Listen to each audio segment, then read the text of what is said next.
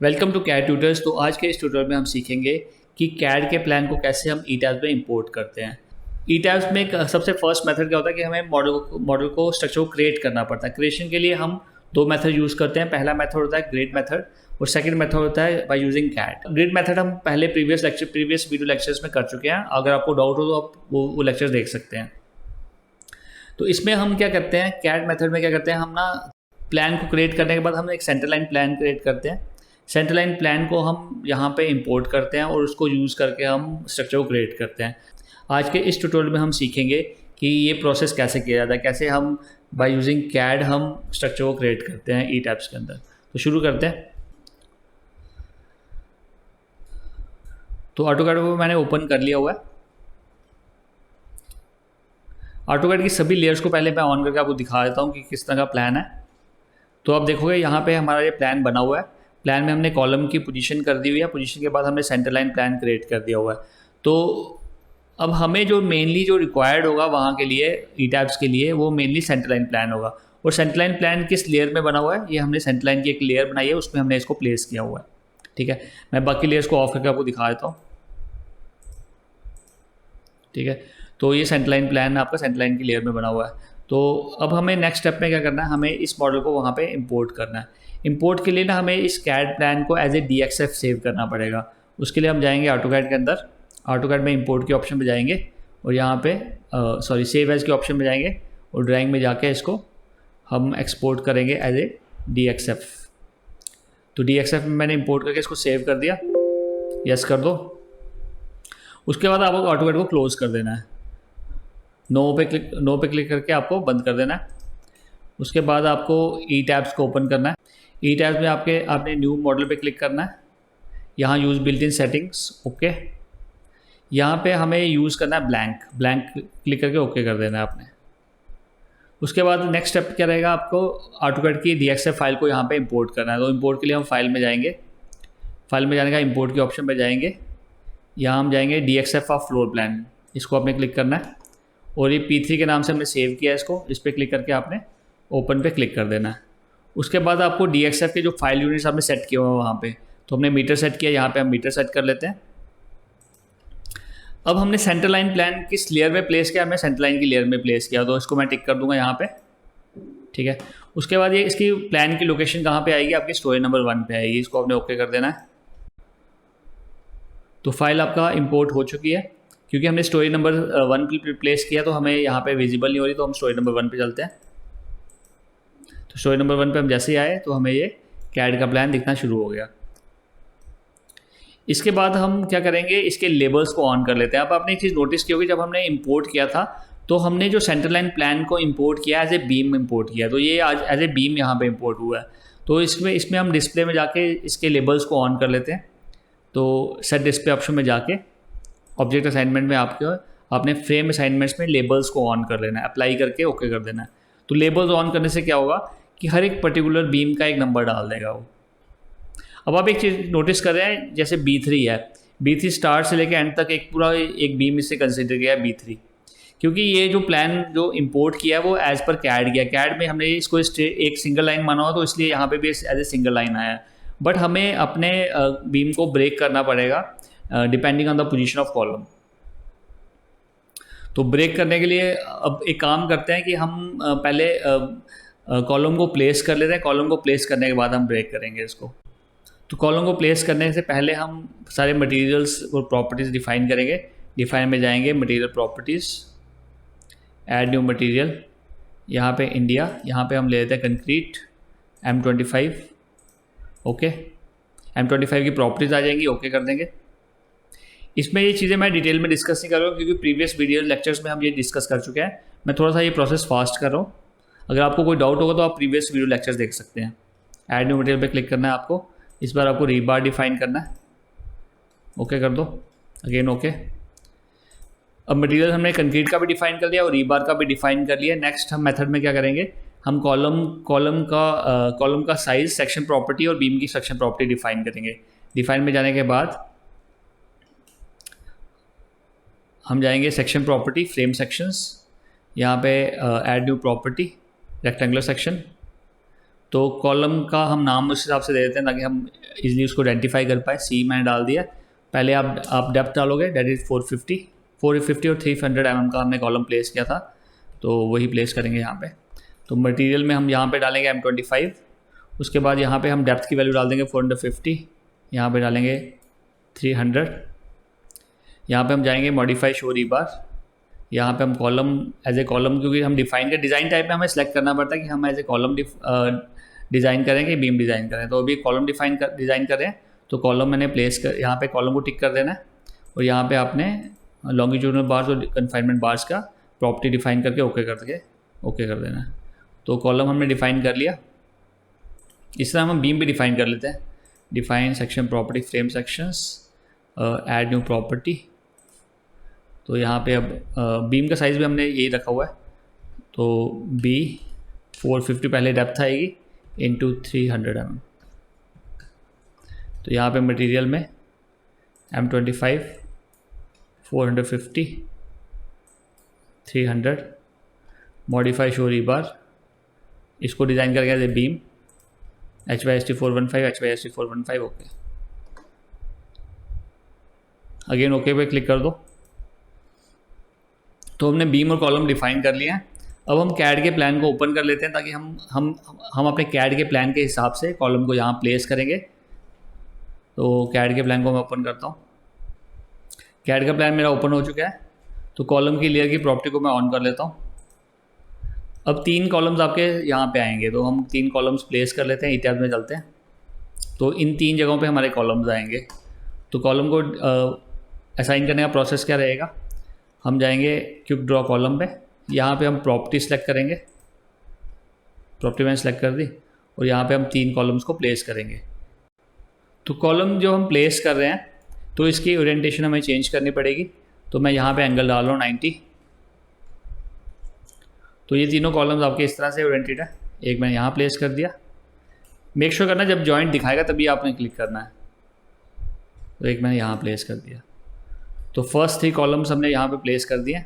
अब यहाँ पे ये वाला कॉलम की ओरिएंटेशन सेम है, इसकी आपकी 0 डिग्री पे है। तो इसको ये भी प्लेस कर लेते हैं, ये वाला।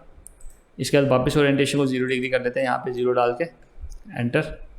और एक कॉलम आपका यहाँ पे आएगा और एक कॉलम आपका यहाँ पे आएगा। सिमिलरली हम नीचे चलते हैं। अब ये कॉलम भी आपका 0 डिग्री पे है, ये भी 0 डिग्री पे है। ये 4 कॉलम्स आपके, ये वाले 5 कॉलम्स आपके 0 डिग्री पे हैं। तो इसको हम इन 5 कॉलम को प्लेस कर लेते हैं।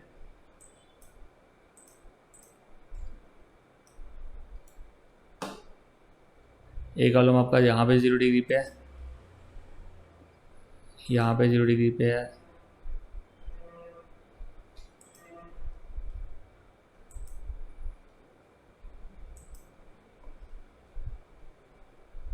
ये भी देख लेते हैं।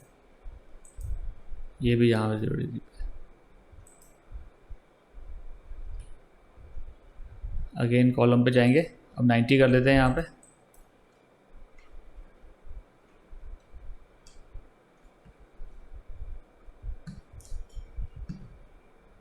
यहाँ प्लेस कर लेते हैं। अब यहाँ पे नीचे वाले कॉलम आपके सारे 90 पे हैं। तो एक कॉलम हम यहाँ प्लेस कर लेते हैं, एक कॉलम यहाँ प्लेस कर लेते हैं और एक कॉलम यहाँ प्लेस कर लेंगे। ठीक है। तो ये हो चुका है, हमारे कॉलम की प्लेसमेंट हो चुकी है। अब हमें बीम्स को ना ब्रेक करना पड़ेगा। तो ये देखो B16 आपका यहाँ एक बीम अब यहाँ से यहाँ तक आएगा, बट ये B16 बना है यहाँ से यहाँ पूरा एंड तक बना हुआ है। तो इसको ब्रेक करने के लिए हम क्या करेंगे, इसको सिलेक्ट करेंगे और इसको क्रॉसिंग वाले लाइन को सिलेक्ट करेंगे, बीम को सिलेक्ट करेंगे। अब यहाँ से हम डिवाइड फ्रेम में जाएंगे। ये डिवाइड की ऑप्शन आपको यहाँ पे मिलेगी। अगर बाई चांस आपको यहाँ नहीं मिलती है तो एडिट में जाके आप एडिट फ्रेम में जाओगे, आपको डिवाइड की ऑप्शन यहाँ मिल जाएगी। अगर बाई चांस ये टूल बार आपका ऑन नहीं है एडिट का, तो आप इस पर राइट क्लिक करोगे, यहाँ एडिट की ऑप्शन को अपने ऑन कर लेना है, वैसे टूल बार अपना आपका यहाँ पे ऐड हो जाएगा। तो अब हम इसको ब्रेक कर लेते हैं। तो ब्रेक के लिए हम डिवाइड फ्रेम पे जाते हैं। ब्रेक एट इंटरसेक्शन, ये वाली ऑप्शन आपने सेलेक्ट करनी है। Break at intersection with selected frame and joints वाली, इसको अप्लाई करके ओके कर देना है। अब आप नोटिस करेंगे ये B16 जो है सेपरेट हो गया B20 और B23 में। सिमिलरली इसको भी हमें ब्रेक करना पड़ेगा, इसको हमें 3 बीम में ब्रेक करना पड़ेगा, एक यहाँ से यहाँ तक आएगा, एक यहाँ से यहाँ और एक यहाँ से यहाँ। तो ब्रेक कर लेते हैं। तो पहले मेन बीम सेलेक्ट करते हैं, इसको ये क्रॉस कर रहा है, ये क्रॉस कर रहा है, तो यहाँ से हम ब्रेक कर लेते हैं। Again divide frame, break at intersections, apply, okay, ठीक है। तो ये ब्रेक हो चुका है। अब यहाँ से ब्रेक करना पड़ेगा इसको, break at intersection, apply, apply, okay. अब देखो जब मैं यहाँ पे सिलेक्ट कर रहा हूँ ये ब्रेक नहीं हो पा रहा है। इसका क्या मतलब है, ये लाइन इसको प्रॉपरली इंटरसेक्ट नहीं कर रही है।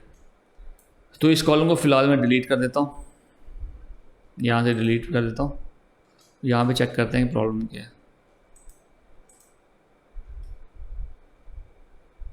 जब मैं इसको सिलेक्ट करके ब्रेक करने की कोशिश कर रहा हूँ तो ये ब्रेक नहीं हो रहा। इसका मतलब ये इसको क्रॉस नहीं कर रहा। तो इसके लिए हमें क्या करना पड़ेगा, ये 3D व्यू वाली विंडो हम बंद कर देते हैं फिलहाल, जैसे इसको छोटा कर देते हैं ऐसे। तो अब हमें यहाँ से ब्रेक करना है, ये तो प्रॉब्लम क्रिएट कर रहा है। तो इस केस में हम रीशेप ऑब्जेक्ट को ऑन करेंगे, इस पर क्लिक करेंगे। देखो ये एक्स्ट्रा आपके बन गए हुए हैं यहाँ पे ना, यहाँ पे 2 लाइंस आ गई हुई हैं। तो कैड से जब भी हम इंपोर्ट करते हैं छोटे बड़े इश्यूज आते हैं आपको, ये आपको सॉर्ट आउट करने पड़ेंगे। तो इसमें प्रॉब्लम है आपकी ना। जब मैं इसको रीशेप को ऑन कर रहा हूँ, आप नोटिस करेंगे यहाँ पे ये यहाँ पे रुक रहा है। इसको मैं अगर ड्रैग करके यहाँ पे लगा दूँ तो ये इसमें अब हो गया हुआ है। इसके नीचे आई थिंक एक और आपका वो बीम, एक एक्स्ट्रा लाइन बन गई हुई है। तो उसको कैसे ठीक करेंगे, इस पर क्लिक करते हैं, राइट क्लिक करते हैं, इसको सेलेक्ट करके राइट क्लिक करोगे ना आप, हाइड सेलेक्टेड ऑब्जेक्ट कर देना। देखो ये 2 बार बना हुआ है आपका,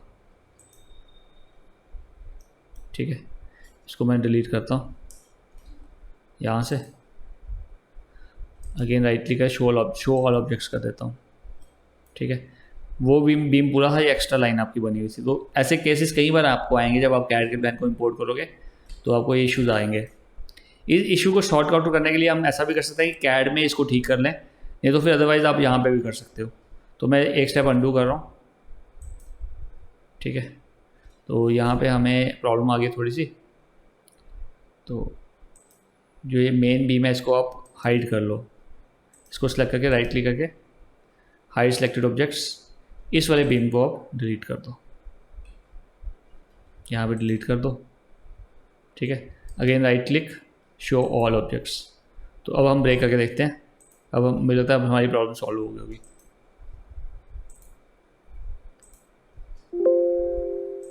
ठीक है, ये आपका ब्रेक हो चुका हुआ है, ठीक है। तो यहाँ पे हमने कॉलम प्लेस किया था वो हमें वापस प्लेस करना पड़ेगा क्योंकि वो डिलीट हो गया। तो कॉलम को वापस प्लेस कर लेते हैं।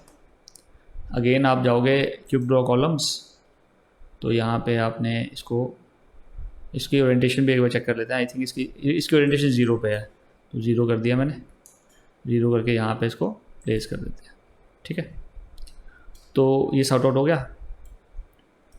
अब देख लेते हैं एक बार, हाँ ठीक है, ठीक है। तो ये वाला भी सॉर्टेड हो गया, ये वाला भी सॉर्टेड हो गया। अब इसकी बात कर लेते हैं। तो अगेन इसको सेलेक्ट करते हैं, यहाँ से इंटरसेक्ट होगा, यहाँ से इंटरसेक्ट होगा, यहाँ से होगा, ठीक है। Again divide frame, break at intersection, apply, okay, ठीक है। अब इसके बीच एक बीम आ गया इधर, अब सही हो गया ये, ठीक है। ये प्रोसेस आपको देखना पड़ेगा ध्यान से, थोड़ा सा टिपिकल है बट करना पड़ेगा। तो इस वाले बीम को भी हमें ब्रेक करना पड़ेगा। इसको सेलेक्ट करते हैं, इसको इससे ब्रेक कर देते हैं, divide frame, break at intersection, apply, okay.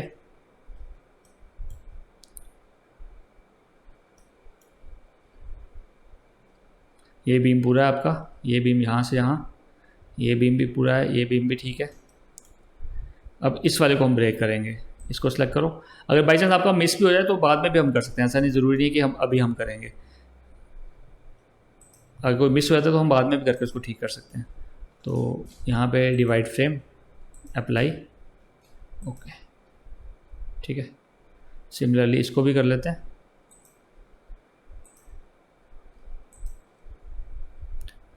Divide frame, apply, okay ठीक है। अब कॉलम टू कॉलम चेक कर लेते हैं, इसके बीच एक बीम है, इसके बीच एक बीम है, इसके बीच भी एक बीम है, तो ये भी चेक कर लिया हमने, ये भी ठीक है, ये भी ठीक है, ये भी ठीक है, ये भी ठीक है, यहाँ भी ठीक है, तो आई थिंक हो चुका है हमारा सारा।